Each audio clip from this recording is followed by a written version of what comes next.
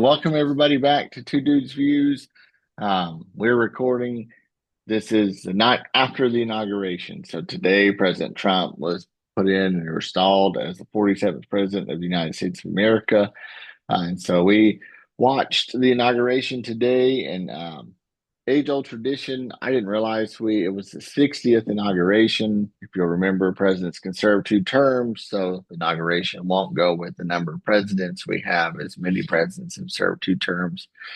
But it is supposed to be a peaceful transition of power. We're one of the only countries that have a peaceful transition of power as democracy does what it does, and we elect new officials in the presidency every 4 years. If they win, then every 8 years we definitely have a new president, whether it's the VP that served before or a new president that comes from a different party.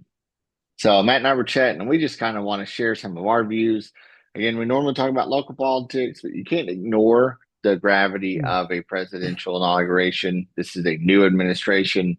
Going to be a lot of talk about the first 100 days, and me and Matt may do some episodes about some of the things President Trump does during his first 100 days that is affects us and in our local. So, Matt, I don't know if you want to kind of jump in. Anything that stood out to you, real quick?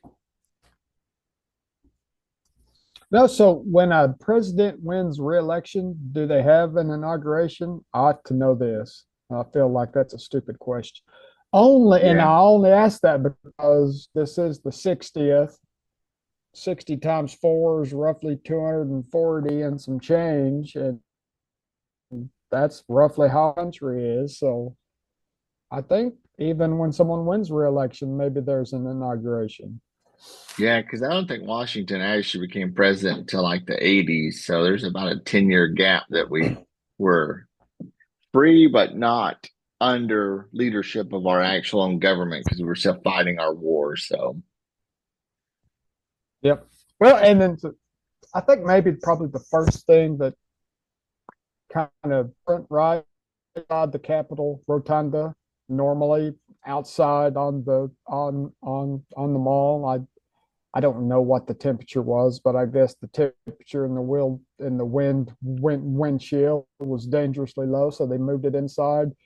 Two kind of striking ideas and visions there, right? First time that it was inside the Capitol rotunda since I believe 84, 85 when President Reagan had his inauguration, and I think for the same reasons, weather and cold outside. Secondly, I thought it was extremely interesting. We can talk about, I mean, we're not going to spend a lot of time on this, but we all know what happened on January 6th, the last inauguration day. And a lot of those shenanigans went on right there inside that Capitol Rotunda. So talk about maybe the slightly less peaceful transfer of power, and then this time a much more orderly transition. So the scene, let's just say the scenes were completely different 4 years ago versus today on inauguration day. And you know what? Maybe that, no matter what you think about Donald Trump, maybe that was a good way to bookend and kind of close the door on the January 6th talk, right? Again, yeah. that's one of the reasons we believe our democracy is strong, is because, yeah, guess what? Things like that can happen. And hey, we survived it. I think we're better for it.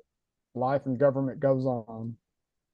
Yeah, and props to President Biden and his administration for sitting there and taking the kind of some of the shots me and you chatted about that they took from all the Republicans that were represented, but also Democrats gave out theirs. And one thing my wife and I were talking about, we noticed is even the inauguration, clear party lines drawn with the center aisle, Republicans, on the screen on CNN, Republicans on the left, Democrats on the right. But regardless of your thoughts, not your thoughts, but our audience thoughts or American thoughts, a great show, President Biden, Vice President Harris, President Biden stepping down to the nomination, which was the first time I think, in a very long time we've had a sitting president actually not go up for reelection. The incumbent usually is always the one who goes up for it.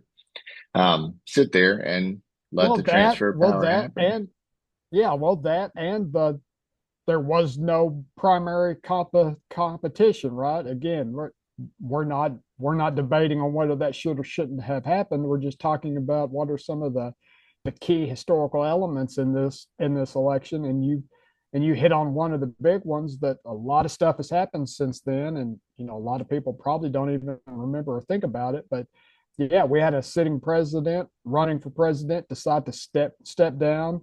Then there was no nominating contest between candidates. Yeah. One was basically installed, right, for better or for worse. Yeah. And, when we talked about it on election night, as Matt and I've always said, we're political nerds, and we have a friend named Weston Harris, which you guys will get to meet in an episode coming up.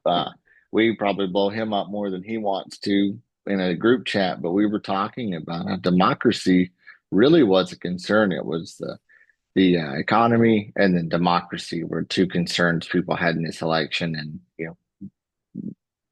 whatever party you are, the Democratic Party, there were questions whether they followed the democratic process of a nomination. President Trump received a nomination. He debated his own party members, and then received his nomination. Vice President Harris, to Matt's point, essentially was appointed. She probably would have won Did had they he? actually done their primary, but and then President Biden came out and kind of slung some mud back across to the other office, saying like, I don't think I would have lost had I won, and I didn't really want to not run, but that we'll never know how that happens. But right now we have a 47th president who said some things today that Matt and I thought were pretty interesting, and so. He started off Hey, just just hey, go ahead. real quick before we kind of get into the speech, I wanted to mention, you know, one other thing that I noticed just about kind of the setting and the attendance, right? You talked about, you know, all the past presidents were there, vice presidents, sitting members of Congress, you know, who stood and who didn't based on what was said. I thought what was extremely interesting, and I've not seen it before, but again, we have to remember the Capitol Rotunda is a a relatively small place compared to the outside seating arrangements that we normally do. But if you if if you go back, you know, maybe a week ago, President Biden's farewell address, one of the one of the one of the future worries he had, right, was a technology oligarchy taking hold of the United States. And I'm not going to debate whether I think that's true or not, but you know, I think panning over on one side of the rotunda there, we saw Elon Musk, we saw Sundar Pichai, we Yeah, saw Mark Bezos and Zuckerberg, Zuckerberg. we saw Jeff Bezos. I mean, over probably easily over $1 trillion in personal net worth in attendance cheering Right. on the new president. And again, I'm not going to comment on whether that's good or bad, but I don't know if you've seen such a large concentration of wealth from the business community banding to right sitting that close together, because you know these guys probably aren't the best of friends in their day-to-day lives. They're as Right. much Yeah. competitors as anything else. So I thought that was an interest, and it was extremely interesting that they were all sitting side by side together. Yeah, and you have these guys who companies are predominantly operated in California, most of them predominantly Democratic in their views, and even been outspoken in 2016 against President Trump when he ran for his 45th term of presidency, changing because of the economy and the way that um, and for them, the way that California has laws and they just can't operate, but also too, they just want to see change. And they were super nervous about what would go on. Mhm. Business owners at the core of it, they were business owners that wanted to see change. And yeah, to your point, for the largest tech companies sitting right there. So whether President Biden's worries will come true or not is yet to be determined. But hopefully, with the Department of Government Efficiency, we won't see technology. Matt and I can vouch for. We've seen IT departments get bloated and full of people that legitimately make lists for other people to make lists for other people to actually do the work. So we don't want to see that. But man, what I want to ask you about, because some of what President Trump talked about, and whether he meant to or not, I took it as kind of a isolationism. And he said, talked about the golden age of America. He talked about put America first, really talked to you about national security and a crisis of trust. Really kind of harkened me back to between the two world wars when the Great Depression hit, economy had kind of tanked, and America really decided to turn into itself and said, we've got to take care of ourselves. We've got to really protect ourselves and watch out for ourselves. So I'll be interested if in isolationism isn't a bad term. It just means you stop helping everybody else and you kind of turn in. What do you think about that? And did you kind of glean that from his speech as well, or did you kind of hear a little bit different from that first part?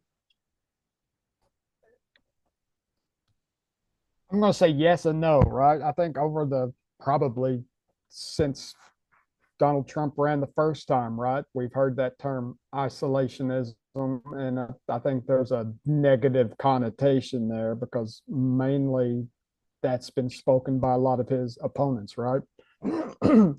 Donald Trump would probably say this is common sense populism, right? This is what's best for the people of our country.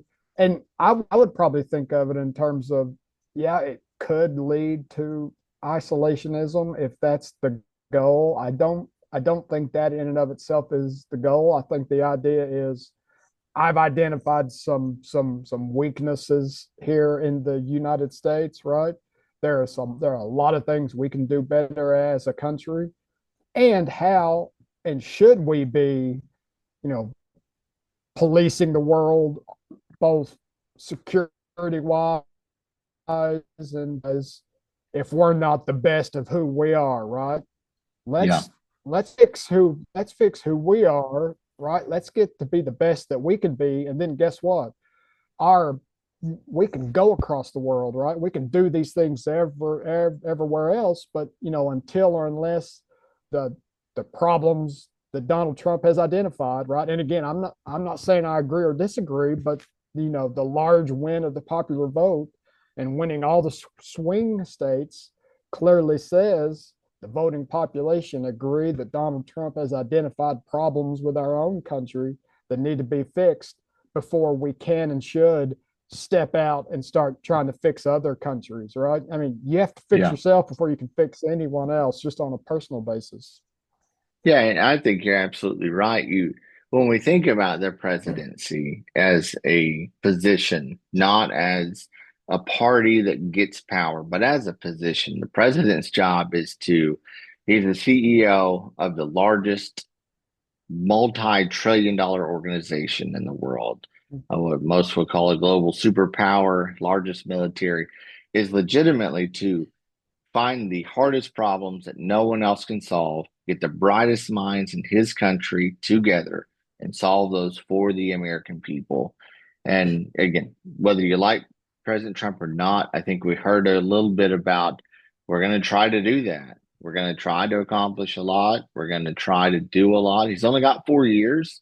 He can't be reelected. So this will be an interesting term because most presidents that only have 4 years. President Biden had the potential to be reelected, so he had to be a little compromising and a little quid pro quo and give and take. Had he known he wasn't going to run, we may have seen President Biden be a little more aggressive in some areas that, I think he would have when he was younger. He would have been more aggressive in areas. So there is some kind of you almost want to say not Wild West, but you don't have to live you don't have to fight to live another day or live to fight another day. There is not another day. January 20th, 2029, President Trump cannot be president again. So he's kind of on his last 4 years. There were some interesting things also too. He mentioned some of the executive orders he would do. I just kind of jotted a few down. National emergency at the southern border, illegal entry and deportation will occur, has kind of remained in Mexico, which I do want to point out, illegal immigrants don't always just come from Mexico. So there is sometimes an attack on Mexico. It's not the only entry point into our country. So there's a little bit of like, that's not the only way people get into our country illegally, but also that's kind of what he coined that as. Cartels will now be listed as I terrorist would, I, organizations. I would, I would kind of point, I would kind of, Go ahead. oh, we having some technical problems. I think we're No, good I said now. I was just gonna point out that speaking of, yeah, speaking of executive orders in the southern border, I thought it was interesting that the governor of Texas was sitting in the overflow room, and I guess Trump kind of pointed that out on the speech after the speech. He went over to the overflow room to talk to his supporters, and guess who was sitting on the front row there, and Right. it's funny. Trump said, "I'm not sure who you must have made mad, but I didn't know you were over here," right? Kind of on top of all of the action that he's talking about on that southern border, and who has the longest border on the south, right? Texas. Yeah. I don't know if I cut out, but it said southern border illegal entry remain in Mexico. Did you hear that? Yeah. Cartels will now be Yes. listed as terrorist organizations. That's new. I found that interesting. I also found that a little nerve-wracking for my friends and family that live, in the southern part of the U.S. because, we don't know how the cartels will react to that news or if it will even phase them. Um, and so that was kind of Yeah. his. And then Go ahead. what would that cause us to do, right? I mean, does that then give us the ability or the responsibility to shoot over the border, right? And then Right. what does Mexico say about that? So that's going to be interesting how that relationship Yeah. goes forward. Yeah, a bit of a, when he said that, I thought a bit of a contradiction, when he said a big part of our military strategy is we're going to build a strong military, but a big part of military strategy is to stay out of wars. Well, when you list Mhm. things as terrorist organizations that come across your border, you're going to get into a war. And if you cross the Mexican border with an active war, the Mexican government can say that we're at war. So it'd be interesting to see how that pans out for us and President Trump. Of course, we're in Oklahoma, so that's very, very near and dear to our heart that that border stays safe, but also that we don't get drug into a skirmish with our largest neighbor to the south next to anybody else. He then mentioned, several national emergencies, but he began to attack, or not attack, well, yeah, attack the energy issue. It removed revoking the EV legislation and saying like we're just gonna. I think he said we're gonna make cars like no one's ever made cars, which I think the Germans were like, I think we make cars faster than anybody right now, and in Asia it's like I think we Good. do too. I thought this was funny. Drill, baby, drill. He's talking about our dependency on foreign oil and fossil fuels needs to stop, and I think for years, the Republican Party has kind of asked for this to like, let's stop. We've got plenty here. We don't need to be buying at 80 to $120 a barrel across seas. We've got stuff here. And really, we'll see how that pans out because sometimes domestic drilling causes issues. And so it'll be interesting. I don't know if you had any comments about the whole drill, baby, drill, or any of the I, emergency orders or so I would energy. say that we'll just speak and just kind of staying where we're at, right? I would say that it's a and not an or, right? We can't say it's only a Green New Deal, only renewables, stop fossil fuels, come all off today, right? And you also can't say we're not going to look for renewable energy, kill the EVs, we're going to drill our way out of this and we're going to be great forever. Guess what? Both of those are wrong. Right. It's got to be both. At some point, you know what? And smart people can disagree when we're going to run out of oil, but it's a finite resource. I don't think anyone's going to argue with that. So at some point, right? Who's gonna discover, invent the new Yeah. energy source that moves us off? It, but it's it was never going to overnight. And guess what? It was never going to be legislated into existence, right? We Right. can't pass laws and bills like the Green New Deal to get us off fossil fuels, right? It's got to be everyone agreeing, right? This is both. Let Yeah. capitalism and ingenuity figure out what the next big energy, you know, Yeah. source is, and let's figure it out. And hey, guess what? When we figure it out, it'll be obvious and it will take over. Yeah. To your point, there's kind of a you don't want to stifle innovation, but you also don't want to grind. I've been watching Landman, and I've been Mm-hmm. sharing some clips with you, and there's bits and points of Landman where they really tell the truth about the oil and natural gas. Where they're like, our great grandparents built a world that runs on this. So until someone figures it out, Yep. you just got to keep drilling because people are cannot live without this, and it's true. Like we can't live That's the without and oil right now. that's the exact scene I had in my mind when I was saying what I was saying. It's like we can't afford to stop. We're not going to stop, right? The whole Yeah. world runs on this, but we also can't stop trying to find what's next either.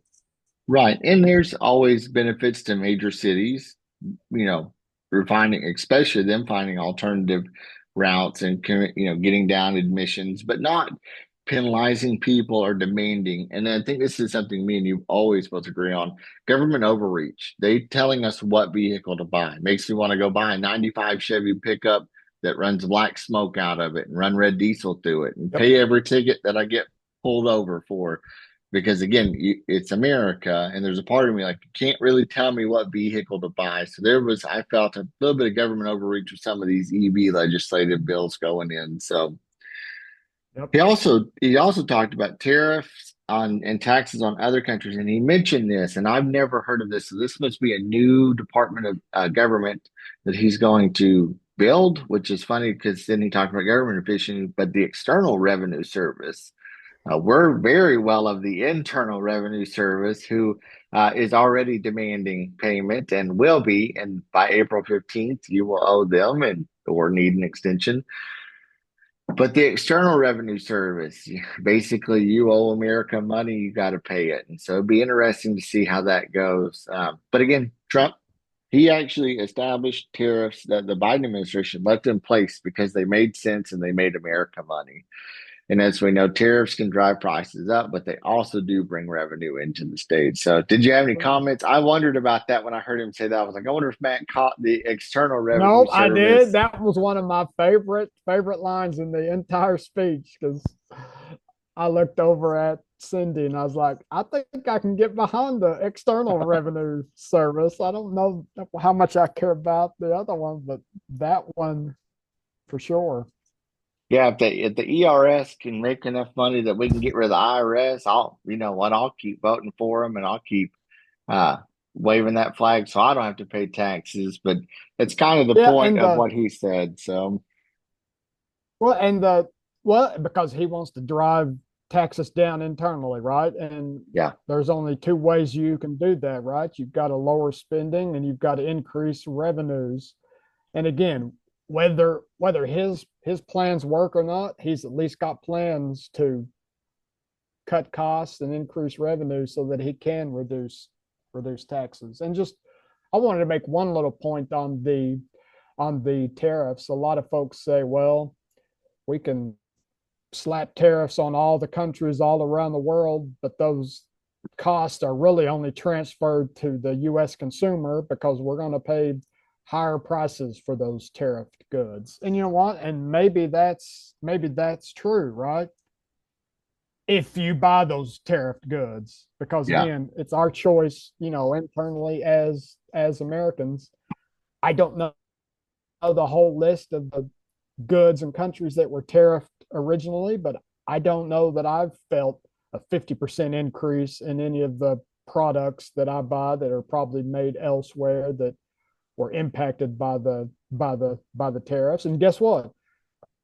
If something goes up double and I don't think it's worth that, I'm not going to pay it. So guess what? I'm not paying the price of that tariff. So that will be interesting how all of that plays out because a lot like the main argument against his tariff plan and tariffs as a weapon against other countries is that internally the consumers are basically the ones paying those because they're just going to increase the price.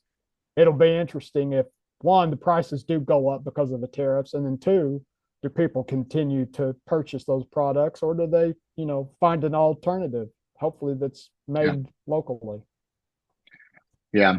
His next big point was about government efficiency. And I was telling Ashley this. I said, everyone's been joking about this. Musk will run it. And Musk got up there and talked about it a little bit in kind of a speech. But we've actually seen this as a state in Oklahoma. Governor Stitt came in as a businessman, not a politician, comes in, looks at the budget, and he says, where's all this money going? Like, who are these people? What do they do? Is this even important? And people have tell him, like, Governor, we don't actually know what these people do. And in an unpopular move, he liquidates some government overspending and positions. And yeah, he does get rid of some people and he does get rid of some departments, but he saves our state millions of dollars. And I don't know if anyone's read it, but Matt wrote an incredible article about saving school systems money when it comes to school board elections.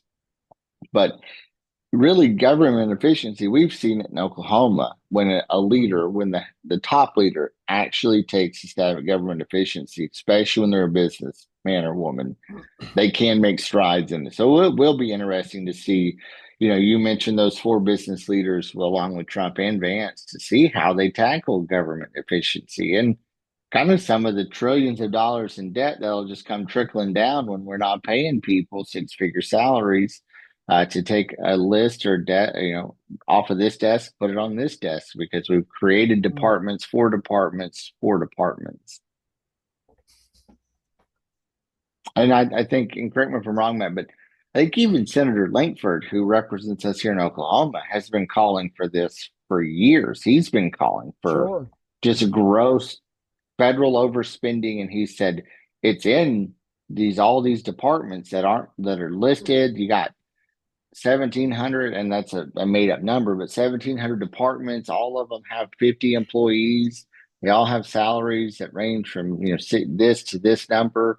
The American people have to pay for that because the government doesn't actually make its own money. So it's interesting to me that we actually have a representative or a senator who's And been calling for this. Good. yeah, and it's hard freaking work, right? Because when you look at any spending or budget bill and the sucker's, 3 feet thick, who's even reading that, right? Who's even looking? Who's even studying and looking for any, waste? Yeah. A couple other things he tackled, which was removal of all censorship of media content. I think we all knew that was coming, especially with Musk on his team. Zuckerberg came out 2 weeks ago saying the Biden administration pressured them to censor. He was getting rid of fact checkers. Matt and I kind of joked around about how it's funny when a new president comes in, people change their stories. But I believe there was an actual where he sat in court and testified the opposite. So that would be interesting to see how that flushes out. The removal of DEI, which I found interesting because it's not really a federal law. So I don't know how that's going to work. There is, in every government, Matt and I believe this, even with President Trump, there can be government overreach. Like, I don't want you to tell me who I can hire and who I can't. Either way, like if they have the merit and they're qualified, that's who I'm hiring. I don't care about color, religion, race. If that's the right person, we're going to hire them. And so, either way, to put it in, remove it, it's a little bit of overreach of telling companies who they can hire and how many percentages of what they have to have. So, and then only two genders. He made that, and he's going to make it a law. Again, I don't know how that's going to work because I don't think there's any federal legislation that says that there's so many. So it'll be interesting. Not that I'm aware of that the federal government passed legislation, and so any comments to those, Matt? Yeah, no, I mean, other than just making a point to his followers, right? The gender issue. To your point, I don't know that there are any what laws in effect today that would impact, right? Maybe he's just tossing some red meat out to his fans, right? Who knows? Yeah. And I'm not sure if we want to get too deep into the gender argument here. But one thing you didn't mention that's it's more entertaining than not is renaming the Gulf of Mexico, right? I was I think about to. so. Well, hey, I didn't mean to jump. So that, and I think so. Mount The Gulf of McKinley. Mexico and Mount McKinley. I guess the Gulf of Mexico is the Gulf of Mexico. He wants to change that name, and he was upset that Mount McKinley's name got changed. So he's Yeah. he's he's going to change one of them and revert the other one. Which again, Gulf of America and back to Mount McKinley. so, okay. I mean, Yeah, we were talking as a family of uh we're not sure the president of the United States can change a global navigational thing. We're pretty sure UN or someone has to, but I think this is just another thing of like, why does Mexico own it? America should. it is. We can. It, I guess we can call it what we want. I don't know how far North American territory goes out into the Gulf of Mexico. I know there are seas over between China and Taiwan and Japan. I don't know the exact ones right off, but they call them different than we do, and their maps have their name. Our maps have our name. So it may just be a point of, hey, Made in America maps is going to have a different name for the Gulf of Mexico than everyone yeah, else. And another important part, and I don't know how important it is, but he almost started his speech with the discussion on the Panama Canal, right? I yeah, guess, I guess, and again, I haven't followed that very, very closely.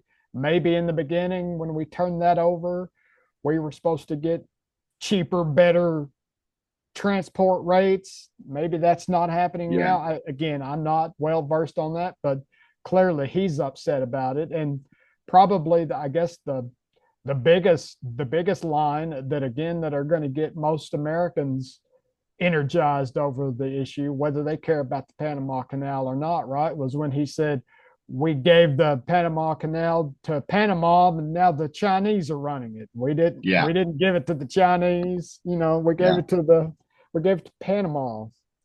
My oldest daughter was sweating. She thought he wasn't going to mention China at all, and I didn't either. He went a long time without, and that was kind of one of those statements again where I mentioned the contradiction of statements where you can't take something back.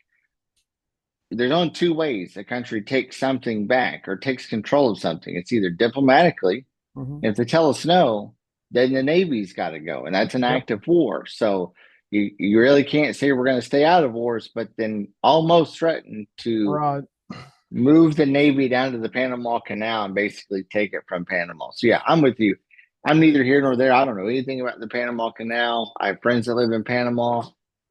We don't have issues. I don't. The Panama Canal doesn't affect me. It doesn't. I don't know that what it does, but there was a few contradictions where I was like, I'm confused in your earlier statement about staying out of wars and getting out of conflicts, but then this one seems like it's poised to be a conflict. So it'd be interesting to see how he and his Secretary of um, State navigate that because that's who will actually probably handle the negotiations. It's whoever he appoints Secretary of State. And I haven't, and again, we're recording this the night of the inauguration, and I haven't looked at any news in a couple of hours, but at least earlier today, uh, Senator Marco Rubio, who Trump's nominated for Secretary of State, there was some belief and thought that maybe he could be voted out of committee and out of the Senate and confirmed today. So I'm not sure if that has happened or not, but that is probably one of the cabinet positions that you would like in place and doing the job ASAP. Yeah.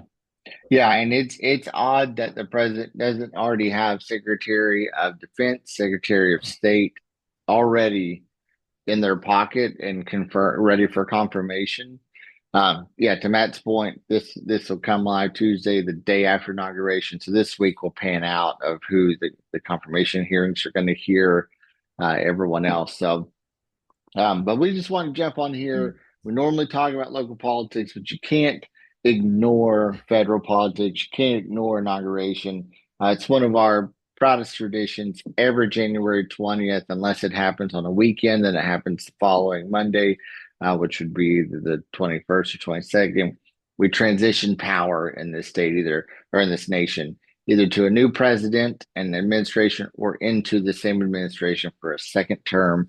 And that's what democracy is about. We'll be 250 years old next July 4th, which is longer than most empires. And so Mhm. that's, you'll hear a lot of people say, like, empires don't last 250, 300 years till they implode. And so we just wanted to get on here, Matt. I don't know if you have any closing comments, but just Mhm. kind of just share. Like, this is what politics is about, listening to what they say, being, whether you're for the candidate or not, being like, well, that contradicts that, or I'm confused about that, or I'm interested to see how this pans out.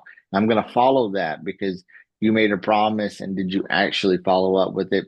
And it'll also be interesting to see how integral Vice President Vance is in this administration, because he is a young and up and coming politician. Matt and I've talked about this, probably poised for the 2028 election to Mhm. step right up. So he really will carry probably most of the weight of the administration, as well as Secretary of State and the Secretary of Defense, for the next 4 years. So, any closing comments, Matt? No, I'm good. All right. Well, I think we're both going to log off and go watch the national title game. So this will be Tuesday. So hopefully the Irish win. Go Irish, and we will see you guys next week. See ya.